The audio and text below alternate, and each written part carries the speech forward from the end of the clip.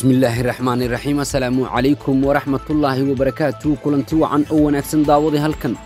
وبرت يوتيوب مداشا وركا قodobada warkaad ku daawan doontaan anuna idin soo gudbin doona waxa qayb ka noqonaya Ra'iisul Wasaare Xamza Cabdi Barre oo shaaciyo qorshaha ciidanka dawladda federaalka Soomaaliya ee la geeyay deegaanada Jubbaland. Ra'iisul Wasaaraha ayaa ka hadlay xogo dhowr ah oo la xiriira ciidamada la geeyay deegaanadaas. qorshaha loo geeyay iyo damaca dawladda federaalka Soomaaliya ay ciidankaasi ka damacsan tahay ayuu idin soo gudbin doonaa oo warkayaga aad ku daawan doontaan haddii Rabbi uu ka raali noqdo. sidaas oo kale qodobada aad daawan doontaan anuna idin soo gudbin doona waxa qayb ka noqonaya maxaa ka jira inuu wasiirkii amniga maamul goboleedka Jubbaland uu isku dhiibay ciidanka dawladda federaalka Soomaaliya. waxaynu ku soo gudbin doonaa qorshayaasha arrimahaasi la xiriira xogta ma dhabba in wasiirka amniga Jubbaland General Yusuf Hussein Cismaan Dhuumaal uu markaasi haatan ku sugan yahay gobolka Gado. waxaynu ku sheegi doonaa xogo xasaasi ah oo arrimahaasi la xiriira ilaa iyo haatan waxa maqan qadka isgaarsiinta magaalada Raaskambooni ee gobolka Jubbada Hoose. maxay tahay sababta? sidaas oo kale warkaad ku daawan doontaan anuna idin soo gudbin doonaa haddii Rabbi uu ka raali noqdo. sidaas oo kale qodobada aad daawan doontaan anuna idin soo gudbin doonaa waxa qayb ka noqonaya saraakiishii qaybta ka ahayd ciidanka Jubbaland ee ku biiray xoogga dalka Soomaaliyeed ayaa kashifay xogo dhowr ah oo la xiriira maamul goboleedka Jubbaland iyo damaca Axmed Maxamed Islaam Axmed Madoobe. waxaynu ku soo gudbin doonaa xogo dahsoon oo ay saraakiishaasi dusiyeen. warka ayaad ku daawan doontaan qodobadaas iyo qodobada kale ee lagu soo kordha daqiiqadaha kooban ayaynu isla eegi doonaa. si gaara waxaynu u soo bandhigi doonaa xiisadda ka taagan deegaanada maamulka Jubbaland subaxnimadii hore ee saaka sida lagu waabariistay xaaladaha guud ayaynu isla eegi doonaa. qodobadaas iyo qodobada kale ee lagu soo kordha daawadayaal halkan ayaad ka daawan doontaan balse aan ku xasuusiyo haddii ay tahay booqashadaadii kuugu horeysay ee bartan YouTube inaad subscribe dhahdo oo gambaleelka aad furato muuqaalkeenana like aad saarto muhiim ayuu noo yahay. qaybta hoose ee faallada ama commentigana oo raahdaada noogu reeb. mahadsanid daawad. ugu horreyn haddii warkayaga aynu ku bilowno Ra'iisul Wasaaraha Xukuumadda Federaalka Soomaaliya Mudane Xamza Cabdi Barre waxa uu ka hadlay qorshayaal dhowr ah oo la xiriira ciidanka dawladda federaalka Soomaaliya ee la geeyay deegaanada maamulka Jubbaland. qorshayaasha ciidankaasi loo geeyay iyo sida maamulka Jubbaland uu u dhigay hadalka markii kadib ciidanka la geeyay ayaynu isla eegi doonaa. Ra'iisul Wasaaraha Soomaaliya Mudane Xamza Cabdi Barre waxa uu shaaca ka qaaday in sababta dawladda federaalka Soomaaliya ciidamada ay u geysay deegaano ka tirsan kuwa Jubbaland ay tahay in ciidanka ADMIS ay kala wareegaan amniga, sidoo kalena markaasi codsi uga yimid deegaanka oo u baahday in markaasi gacan laga siiyo dhanka amniga uu yahay qorshayaasha ugu badan ee halkaasi loo geeyay. Ra'iisul Wasaare Xamza Cabdi Barre waxa uu sheegay in tiro ka badan 25 goobood oo ay ADMIS ka baxday oo tiradoodu gaarayso 7,000 oo askari ay horay ula wareegeen ciidanka dawladda federaalka Soomaaliya. waxa uuna sidaas oo kale sheegay in tanina ay tahay in goobaha ay ka baxaan ciidanka ADMIS ay markaasina gaaraan ciidankan ka tirsan dawladda federaalka Soomaaliya. dawladda waxay ciidamo markaasi kooban oo loogu talagalay inay la wareegaan deegaanadii ADMIS ay ka baxday amnigooda ay ku sugayaan loo diray halkaasi ayuu Ra'iisul Wasaaraha Xamza ayaa sidoo kale sheegay in ciidamadaas Kismaayo looga arkay sidii ciidamo dal shisheeye ka soo duulay isaga oo ku amaanay ciidamada Jubbaland ee iska diiday inay la dagaalamaan kuwa dawladda sida uu hadalka u dhigay. Ra'iisul Wasaare Xamza Cabdi Barre waxa uu shaaca ka qaaday in dalku Ra'iisul Wasaare Xamza Cabdi Barre waxa uu sheegay in dalku uu yahay dal markaasi ciidankiisu ay mid qura yihiin ciidamadana sidaas oo kale aysan xilligaani waaqici ahayn in markaasi dhanka dhexdooda uu dhiig ka daato.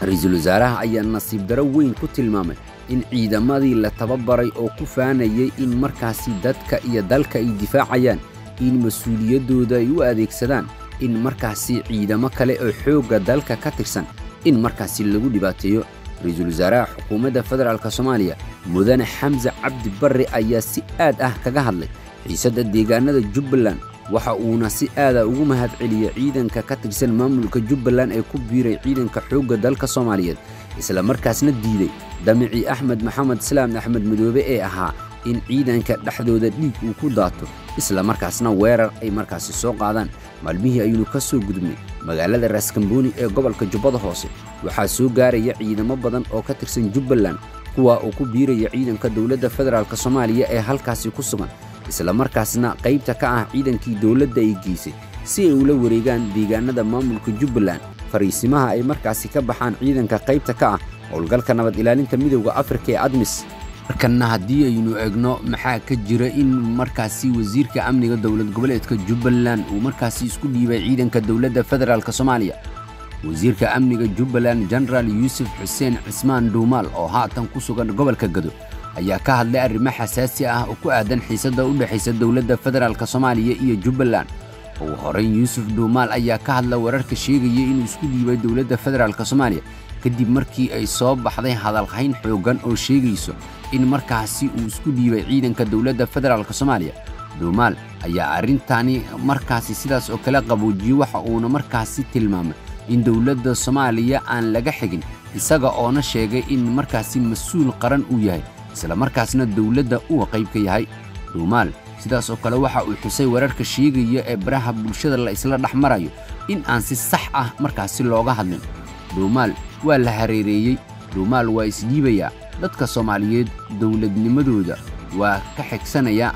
ayuu sidaas oo kale yiri aniguna waxaan iska cayinaya waa kuwii waliba Facebook ka hadalaya yiri xilli uu eedayn jeedinayay hadalkan waxa ka horreeyay mid kale uu Duumaal ka jeediyay Kismaayo markaasna uu ka hadlay arrimo kale oo dhowr ah oo la xiriira xiisadda u dhaxaysa dowladda federaalka Soomaaliya